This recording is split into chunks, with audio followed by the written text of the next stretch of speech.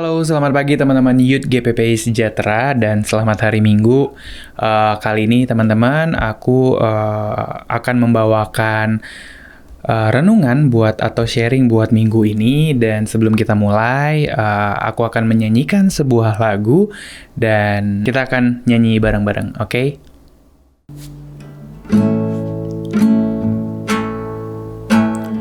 Ada waktu untuk berduka, ada waktu untuk bersuka, ada waktu untuk berdiam, ada waktu untuk berkata. Namun di atas segalanya, ku tahu Allah, ku bekerja mendatangkan kebaikan bagi yang mengasihinya. Di saat yang ku alami tak seperti yang ku ingini, di saat tiada jawaban mengapa harus terjadi. Namun di atas segalanya, ku tahu Allah, ku bekerja mendatangkan kebaikan bagi yang mengasihinya.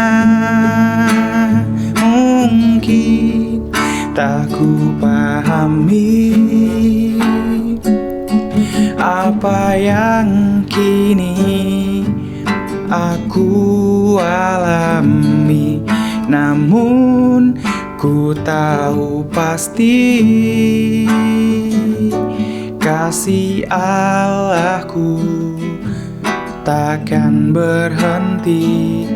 Kan ku serahkan semua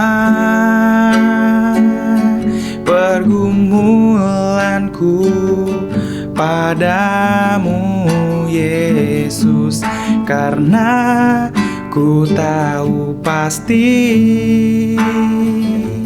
semuanya kan jadi indah pada waktunya.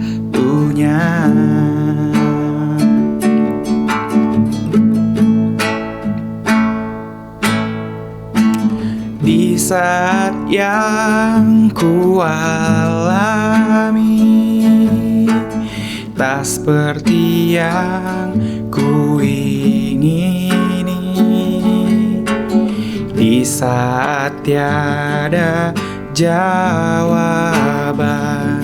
mengapa harus terjadi. Namun di atas segalanya, ku tahu Allah, ku bekerja mendatangkan kebaikan bagi yang mengasihinya. Mungkin tak ku pahami apa yang kini aku alami, namun ku tahu pasti kasih Allahku takkan berhenti. Kan ku serahkan semua pergumulanku padamu Yesus, karena ku tahu pasti semuanya kan jadi indah pada waktu. Mungkin tak ku pahami apa yang kini aku alami, namun ku tahu pasti kasih Allahku takkan berhenti. Kan ku serahkan semua pergumulanku padamu Yesus, karena ku tahu pasti semuanya kan jadi indah pada waktunya. Semuanya kan jadi indah pada waktunya.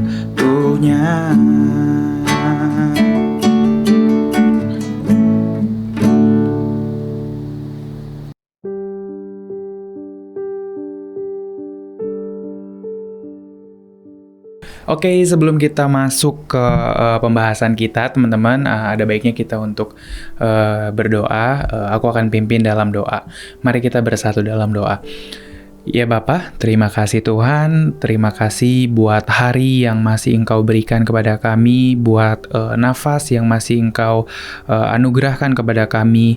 Di luar sana luar biasa ya Bapa, banyak sekali terjadi sakit penyakit yang tentunya tidak pernah diharapkan oleh siapapun. Berikanlah kami berkat-Mu ya Bapa, kuatkanlah kami dalam menjalani hari-hari yang semakin hari semakin sulit, di mana Tuhan juga pernah berkata semakin hari akan semakin sulit buat kita semua. Tapi kami yakin Tuhan Yesus tidak pernah meninggalkan kami. Berkatilah hamba-Mu ya Bapa yang akan memberikan sharing buat pagi hari ini, supaya bisa menjadi berkat buat yang mendengarkan, dan supaya akan menjadi informasi tambahan Tuhan. Dalam nama Tuhan Yesus Kristus kami berdoa dan mengucap syukur. Amin. Oke teman-teman, jadi tema buat minggu atau bulan kali ini itu adalah indah gitu ya. Tidak ada ayat spesifik memang, tapi aku ingin membahas nih sedikit tentang kata-kata atau kalimat yaitu semua akan indah pada waktunya gitu ya. Kita sering banget nih nemu bahkan di lagu ya yang baru saja kita dengarkan juga indah pada waktunya gitu kan. Ada juga lagu-lagu lain yang bertemakan indah pada waktunya gitu. Nah, sebenarnya apa sih indah pada waktunya? Ini artinya seperti apa sih? Apakah segala sesuatu itu akan gitu ya, akan baik semuanya pada waktunya, dan emang gitu ya kita akan bahas. Nah, sebenarnya ayat ini banyak dialihkan atau maksudnya dikaitkan dengan ayat yang ada di dalam Pengkhotbah 3 ayat 11, teman-teman. Aku akan bacakan di Alkitab terjemahan baru ya, karena ada banyak terjemahan yang akan kita baca nanti. Jadi di sini dia sebutkan seperti ini teman-teman. Ia itu Tuhan ya, membuat segala sesuatu indah pada waktunya. Membuat segala sesuatu indah pada waktunya. Bahkan Ia atau Tuhan memberikan kekekalan dalam hati mereka. Bahkan ya, ada kata bahkan teman-teman, nanti kita bedah. Tetapi manusia tidak dapat menyelami pekerjaan yang dilakukan Allah dari awal sampai akhir. Amin. Jadi di sini kalau aku mau, maksudnya yang menjadi ketertarikan untuk kita bahas itu adalah di kalimat yang pertama, teman-teman ya. Ia membuat segala sesuatu indah pada waktunya.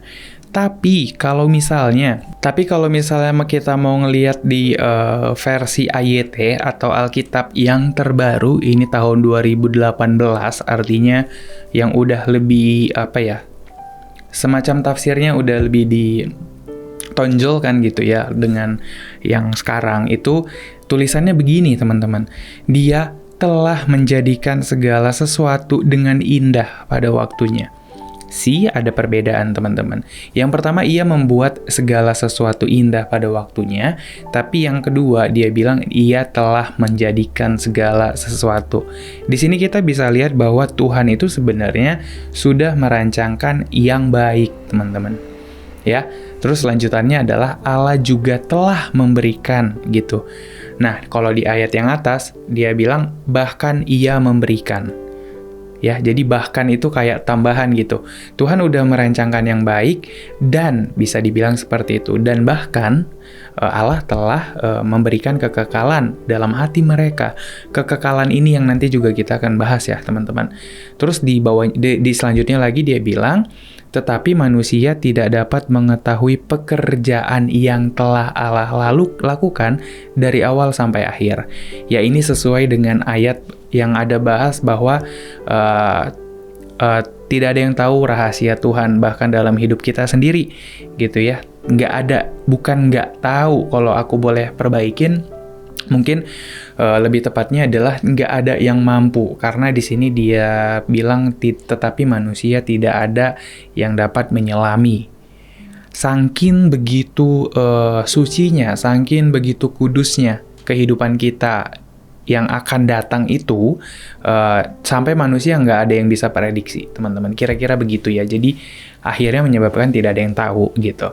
Nah, di sini artinya Tuhan udah ngerancangkan hal yang baik gitu ya, hal yang indah pada waktunya. Tapi kalau kita tarik di beberapa tokoh Alkitab, contohnya aja, mungkin aku akan kasih ayatnya kali ya teman-teman ya, atau singkatnya semua ada apa namanya sejarah ya, ini berdasarkan sejarah mengatakan bahwa semua murid Tuhan Yesus ya, semua murid Tuhan Yesus itu meninggalnya sadis ya, ada yang digoreng, ada yang dikulitin, ada yang disalib terbalik, macam-macam teman-teman. Tapi ada sesuatu yang menggelitik juga nih teman-teman. Teman-teman boleh buka juga ayatnya, itu di Yohanes teman-teman ya.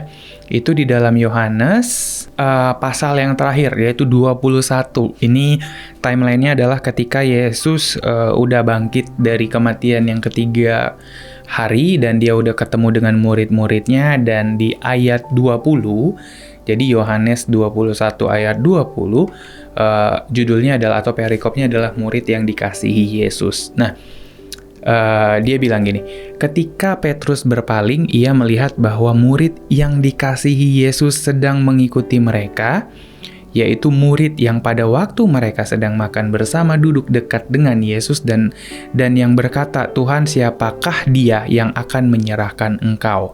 Nah, kalau kita mau balik, intinya ayat ini bilang Yohanes gitu ya, Yohanes adalah murid yang dikasihi Yesus. Nah, ketika Petrus melihat murid itu, jadi nih Petrus nih, dia ngelihat si Yohanes gitu ya, terus dia berkata kepada Yesus, Tuhan, apa yang akan terjadi sama dia gitu?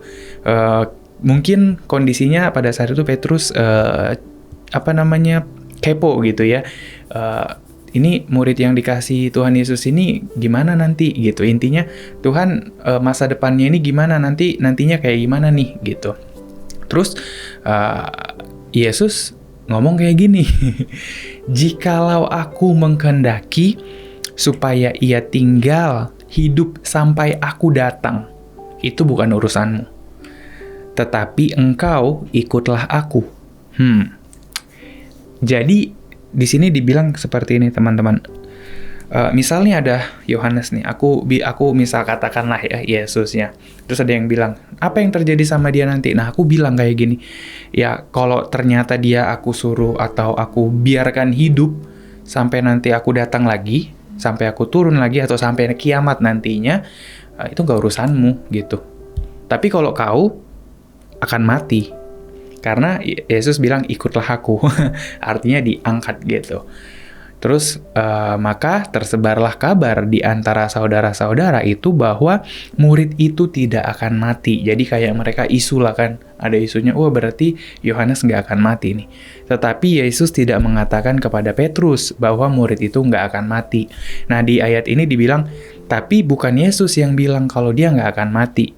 Tapi dipertegas, kalau misalnya aku menghendaki supaya dia tinggal hidup sampai aku datang, itu bukan urusanmu. Nah, ayat itu berarti dikatakan atau perkataan itu 2 kali teman-teman ditulis dalam Alkitab yang artinya sepertinya Yohanes itu masih ada sampai sekarang. Tapi terlepas dari itu semua, murid-murid Yesus tadi, teman-teman yang matinya terutama Petrus, bahkan disebutkan cara dia mati, teman-teman, itu sangat-sangat mengerikan. Terus itu yang dikatakan indah pada waktunya. Tapi banyak juga tokoh Alkitab seperti Yusuf, terus Ayub, ya kan, yang matinya maksudnya memang indah pada waktunya, seperti yang kita tahu selama ini. Biasanya kata-kata indah pada waktunya itu untuk orang-orang yang sedang merasakan kesulitan, yang sedang merasakan jatuh gitu ya, dan kita menguatkan diri dengan bilang, ya semua indah pada waktunya. Tapi kita juga nggak bisa menutup mata teman-teman bahwa bisa aja kita mati. belum senang tiba-tiba mati gitu, bisa aja. Nah, aku cuma mau menekankan ke kalian bahwa yang dimaksud indah pada waktunya, ini menurut yang aku baca teman-teman ya, dari kitab Pengkhotbah itu, dia bilang begini, bahkan ia memberikan kekekalan dalam hati mereka. Indah pada waktunya, it's not about kamu hidup selamanya terus kamu bahagia di bumi. Tapi hati, teman-teman, hati, kekekalan pada hati mereka. Indah pada waktu, misal aku kasih contoh kasus teman-teman, belakangan ini banyak sekali artis udah kaya, pejabat udah kaya, terus mereka pakai obat-obatan terlarang dan akhirnya di penjara. Ada juga yang udah kaya segala macam, ternyata kedapatan korupsi dan di penjara gitu kan. Kadang mikir, mereka cari apa lagi ya? Mikir nggak sih teman-teman kayak gitu, kayak kok mereka udah seterkenal itu masih gitu sih. Nah, menurut aku pribadi, itu karena mereka punya hati yang kosong, teman-teman. Kalau kita mau hati kita terisi, ya kita harus lihat bahwa semua indah pada waktunya adalah Tuhan udah menyiapkan sesuatu yang baik, yang indah, dan udah ditanamkan ke hati kita. Tinggal yang terpenting adalah, kamu mau nggak? Gitu. Kamu mau jalani nggak? Yusuf dibuang sama saudara-saudaranya, tapi dia mau jalanin teman-teman, dan respon baliknya adalah dia nggak menghukum saudara-saudaranya. Ayub, orang yang sudah begitu kaya pun begitu soleh, bahkan kata Alkitab dia bahkan habis-habisan dihajar, ya nggak? Tapi pertanyaannya, dia mau nggak ikut sama Tuhan Yesus? Kalau dia mau, ya dia akan mendapatkan kebahagiaan. Sebenarnya Yesus itu udah pernah menjanjikan teman-teman di Yohanes 14, teman-teman bisa cari di perikop atau ayat yang ke-15, Yohanes 14 ayat 15, di situ Yesus menjanjikan penghibur. Jadi Tuhan Yesus itu sebelum dia disalibkan, dia udah menjanjikan dulu teman-teman penghibur yang kita sebut dengan Roh Kudus gitu ya. Dan pertanyaannya, apakah Roh Kudus itu ada di dalam hati kita semuanya sehingga apapun yang terjadi pasti akan indah teman-teman, dan sudah indah sebenarnya ya.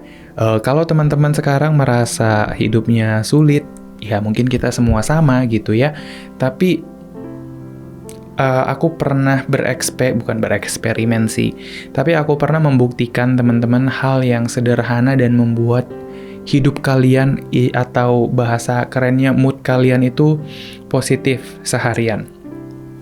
Ketika kalian jalan, terus ngelihat orang yang sangat kadang punya hati tergerak gitu sih teman-teman. Kalian misalkan ya ngelihat pengemis atau ngelihat banyak tuh badut-badut yang pakai pakaian di pinggir jalan ya di Bandung.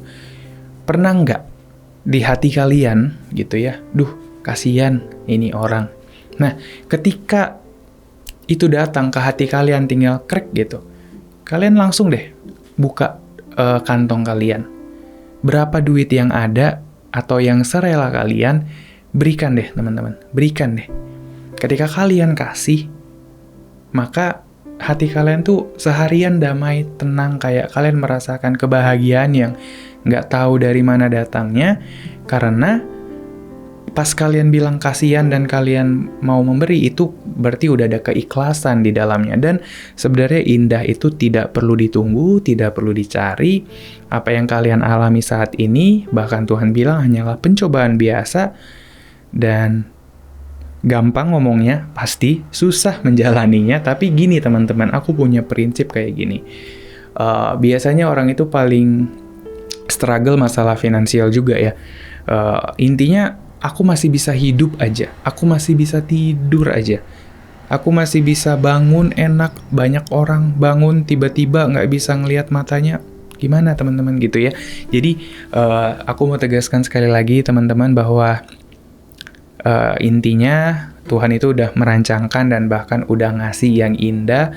Dia cuman mau kita itu melibatkan Tuhan dalam kehidupan kita sih. Itu doang. Itu aja teman-teman. Karena kalau kita pikir Tuhan nggak perlu kalian menyembah dia sebenarnya, karena dia bisa nyuruh batu untuk menyembah dia. Dia nggak perlu sebenarnya duit kalian. Dia cuman mau tahu apakah kalian itu punya hati yang rela, apakah kalian punya hati yang benar-benar mengasihi bahkan dalam keadaan apapun. Kalau misalnya mau dibandingkan dengan kesuksesan dunia kita, dunia yang fana ini memang gak akan ada habisnya teman-teman. Tapi ketika Tuhan bilang, carilah terlebih dahulu kerajaan Allah, maka semuanya akan diberikan kepadamu. Dan tentu dengan pemikiran yang bijaksana tentunya. So, belajarlah teman-teman untuk mengasihi diri sendiri dulu paling tidak, kemudian mengasihi orang lain.